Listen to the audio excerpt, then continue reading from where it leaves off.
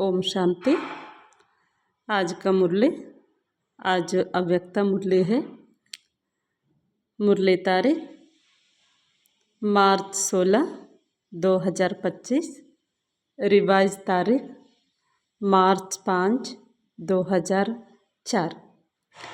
मुरली का टाइटल है कमज़ोर संस्कारों को संस्कार कर सच्ची होली मनाओ, तब संसार परिवर्तन होगा।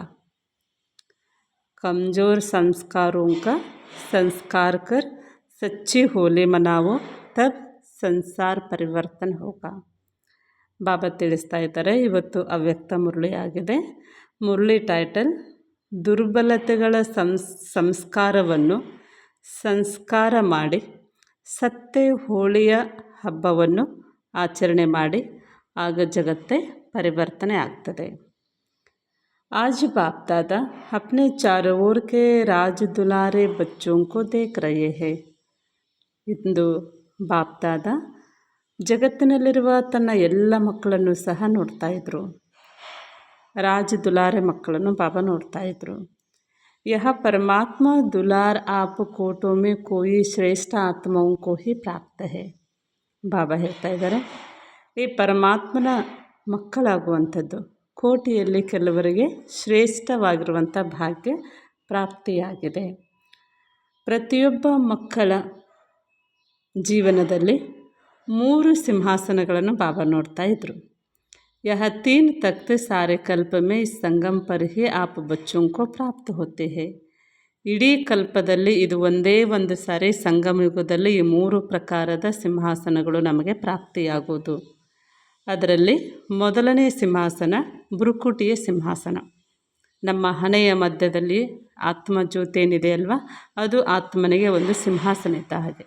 ನಾನು ಆತ್ಮ, ಈ ಆತ್ಮ ಎಲ್ಲಿ ಕೂತ್ಕೊಂಡಿದೆ? 2 ಹುಬ್ಬಿನ ಮಧ್ಯದಲ್ಲಿ.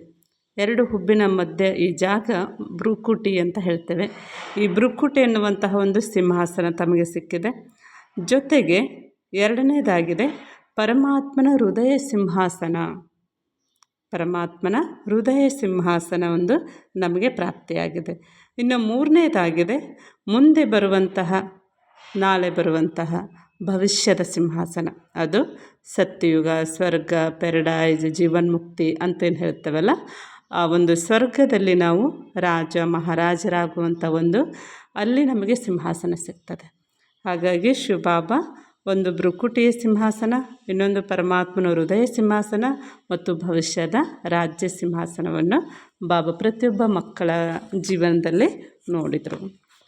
आज का वरदान है संकल्प और बोल के विस्तार को सार में लाने वाले अंतर्मुखी भव.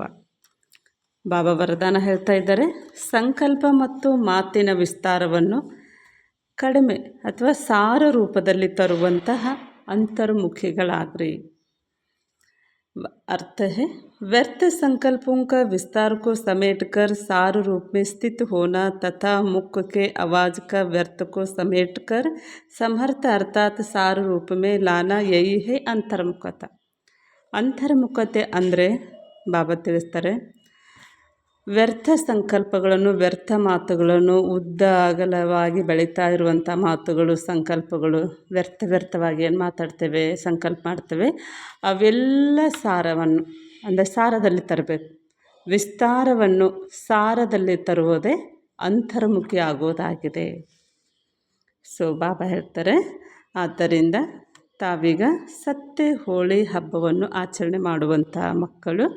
ಹೋಲಿ ಅಂದ್ರೇ ಪವಿತ್ರತೆ ಅಂತ ಬಾಬಾ ತಿಳಿಸಿದ್ದಾರೆ. ಸ್ಲೋಗನ್ ಸ್ವಭಾವ ಸಂಸ್ಕಾರ ಸಂಬಂಧ ಸಂಪರ್ಕ ಮೇ ಲೈಟ್ ರಹನ ಅರ್ಥಾತ್ ಫರಿಸ್ತಾ ಬನ್ನ. ಬಾಬಾ ಸ್ಲೋಗನ್ ಹೇಳ್ತಾ ಇದ್ದಾರೆ, ಸ್ವಭಾವ ಸಂಸ್ಕಾರ ಮತ್ತು ಸಂಬಂಧ ಸಂಪರ್ಕದಲ್ಲಿ ಲೈಟಾಗಿರೋದೇ ಫರಿಸ್ತಾ ಆಗೋದಾಗಿದೆ. ಅಚ್ಚಾ, ಓಂ ಶಾಂತಿ.